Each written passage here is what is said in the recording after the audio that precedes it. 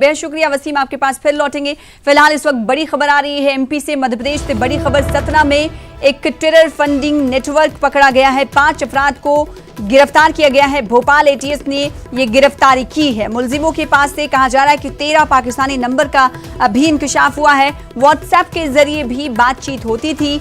MP के साथ साथ बिहार, झारखंड, मगरबी बंगाल, छत्तीसगढ़ से भी इस नेटवर्क का, इस टेरर फंडिंग नेटवर्क का के तार जुड़े हुए हैं।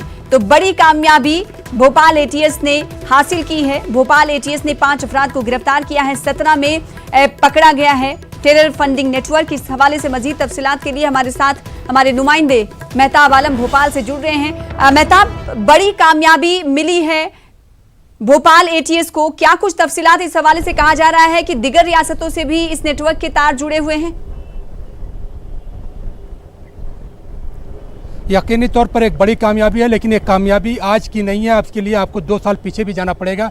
इस मामले में सबसे पहली गिरफ्तारी 8 फरवरी 2017 को बलराम की हुई थी और बलराम के इनपुट के बाद जो है कश्मीर से 2 दहशतगर्द गिरफ्तार किए गए थे और 2017 में ही इस तरह 13 और लोगों को गिरफ्तार किया गया था, जिनकी बुनियाद पर हम आपको बताएं कि भोपाल, जबलपुर और ग्वालियर और सतना से जो लोग गिरफ्तार किए गए थे, इन लोगों ने अपना एक प्राइवेट जो है एक्सचेंज भी बना लिया था, जिसके जरिए पाकिस्तान के लोगों से जो इनकी बातचीत होती थी और हिंदुस्तान की जो भी हमारी अहम चीज़ें हैं उनके बारे में मालूमात वहाँ पे लोगों को फराहम करते थे। लेकिन उस पीरियड में कुछ ऐसे नाम भी आए थे जिनका किसी पॉलिटिकल पार्टी से भी रिश्ता था। इस मामले को लेकर मध्य प्रदेश की असेंबली में भी बड़ा हंगामा हुआ था और उसमें कहीं पर जब पॉलिटिकल पार्टियां बैकफुट पर दिखाई दे रही थी। लेकिन 2 साल बाद जिस तरह से आज एटीएस ने फिर एक बड़ी गिरफ्तारी कामयाबी हासिल की है, 5 लोगों की गिरफ्तारी हुई है और इनके रिश्ते जो है सिर्फ जो है मध्य प्रदेश से नहीं बल्कि दूसरी रियासतों से जिस तरह मिल रहे हैं, इससे कहा जा सकता है कि इनका नेटवर्क सिर्फ मध्य प्रदेश में ही नजर नहीं आ रहा है बल्कि मुल्क की दूसरी रियासतों में भी इन्होंने अपना कर रखा है। और पाकिस्तान की जो इंटेलिजेंस एजेंसियां हैं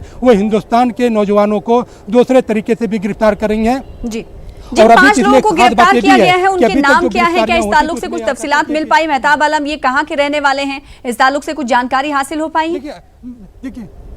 देखिए ये जो गिरफ्तारियां हुई है इनके ताल्लुक जो है मध्य प्रदेश से ही है। लेकिन एक खास बात है कि अभी तक जो गिरफ्तारियां होती थी उसमें एक मजहब के लोग को टारगेट किया जाता था। लेकिन पहली बार ये देखने के आया है कि इसमें जो है पाकिस्तान इंटेलिजेंस ने अपना मौकूफ जो है, अपना नुक्ता नज़र बदलते हुए जो है अब उस मजहब के लोगों को न करके बजाय बल्कि दूसरे मजहब के नौजवानों को टारगेट बना रहे हैं। और क्योंकि जो है 2017 में जो गिरफ्तारी हुई थी उसमें जो 13 लोग गिरफ्तार किए गए थे उसमें से एक भी जो है उस मजहब का मानने वाला नहीं था, जहाँ पे पाकिस्तान के लोगों की एक बड़ी अक्सरियत दिखाई देती है। इस बार आज भी जो गिरफ्तारी हुई उसमें वही चीज़ें नजर आ रही हैं, जिसमें हमें ये भी देखना पड़ेगा कि जो पाकिस्तान की इंटेलिजेंस जो काम कर रही है उसने अपना टारगेट, अपना निशाना, अपना हदफ बदल दिया है। अब दूसरे तरीके से काम कर रहे हैं और फिर हिंदुस्तान जैसे मुल्क में जहाँ पर इतनी सिक्योरिटी, इतनी तमाम चीज़ों के होने के बावजूद जो है पैरेलल नेटवर्क इनका चल रहा है और एक्सचेंज भी कायम हो जाता है और वहाँ पर इस तरह की चीज़ें हो रही हैं, तो इस पर भी एक चीज़ें तोड़ने की काम है। और एटीएस ने जो काम किया है एक यकीनन बहुत बड़ा काम है और इससे इनके नेटवर्क जो है हिंदुस्तान में जो अलग अलग सूबों में फैले हैं उसको तोड़ने में मदद मिलेगी। जी, भोपाल एटीएस ने गिरफ्तारी की है। अब गिरफ्तारी के बाद क्या कुछ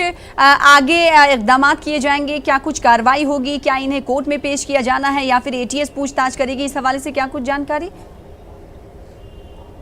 देखिए सना अभी जो एटीएस ने गिरफ्तार किया है जो मैंने बताया कि 2017 में जो गिरफ्तारी हुई थी बलराम की जो है वहाँ से जो हम जब इस मामले को देखते हैं कि 2 साल में जो है एटीएस ने बड़ी कामयाबी हासिल की और इसकी एक अगली कड़ी है कि लोग ये समझते थे कि एटीएस ने जो समय 2017 में जो गिरफ्तारी की थी इनका जो नेटवर्क था वो टूट गया है, इनके जो एक्सचेंज थे वो खत्म हो गए हैं। लेकिन जो नई गिरफ्तारी हुई है इससे साबित हो गया कि इनका नेटवर्क खत्म नहीं हुआ है बल्कि इनके जो और लोग थे वो अपना कहीं ना कहीं पाकिस्तान के इशारे पर जो है वहाँ की ISI के इशारे पर ये लोग काम कर रहे हैं और यही वजह है कि जो नई गिरफ्तारियां साबित कर रही हैं। और दूसरी ये भी बताया जा रहा है कि इनके नेटवर्क जो टेरर फंडिंग का मामला है सिर्फ यहीं तक मध्य प्रदेश तक नहीं बल्कि दूसरी रियासतों तक जो है बिहार और झारखंड और दूसरी रियासतों पर है। जो एटीएस के लोगों से जो हमारी बात हुई, जो उनके चीफ थे, उन्होंने बताया कि इस मामले में मज़ीद तफ्तीश की जा रही है और नए इंकशाफात भी जल्द हो सकते हैं।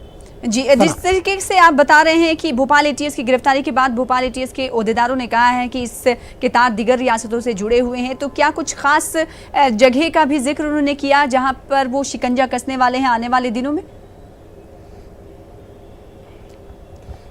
देखिए आने वाले दिनों में जो है जिस तरह से वो इनपुट इनको मिले हैं, इसमें जम्मू कश्मीर में जो हालात हैं उसको लेकर, और दूसरा जो मध्य प्रदेश के अलावा जो इससे लगी हुई जो रियासतें हैं, झारखंड की हम बात करें, हम बिहार की बात करें, हम छत्तीसगढ़ की बात करें, क्योंकि इस तरह की भी जो उन्होंने जो इशारा किया कि अभी तक तो जो काम जो है पाकिस्तान की इंटेलिजेंस कर रही थी, उतने नौजवानों को जिस तरह से उन्होंने टेरर फंडिंग में इस्तेमाल किया है, और उनका जो अगला मौकूफ़ है वो जो यहाँ पर नक्सल हमारे हैं उन हिस्सों में भी उनकी जाने की तैयारी है, ताकि उनके जरिए भी वो काम कर सकते हैं। अभी और भी चीज़ें सामने आएंगी क्योंकि तफ्तीश जारी है। जी, तो महाराष्ट्र माफ कीजिएगा, मध्य प्रदेश एटीएस को एक बड़ी कामयाबी मिली है। 5 अफराद को गिरफ्तार किया गया है। 2017 में भी इस तरह की कार्रवाई की गई थी एमपी एटीएस की जानिब से। फंडिंग नेटवर्क का पर्दाफाश करते हुए आज 5 लोगों